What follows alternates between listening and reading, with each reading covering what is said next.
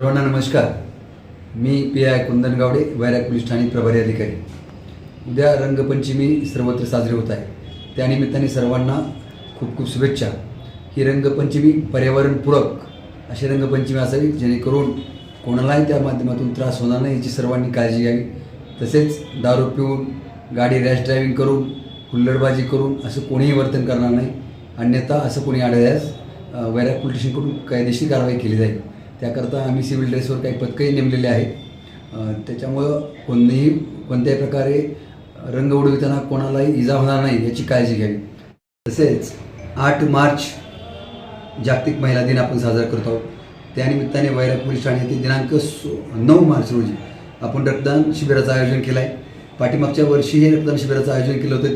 त्यावेळेस जवळपास 302 रक्तदाता यांनी रक्तदान करून जागतिक महिला दिन उत्साह साजरा केला होता. यावर्षी आपण त्याच उत्साहात, त्याच आनंदात आणि त्याच महिलांच्या सन्मानार्थ रक्तदान करूया. तर आपण भेटू दिनांक 9/3/2026 रोजी महारक्तदान शिबिर करता. नमस्कार.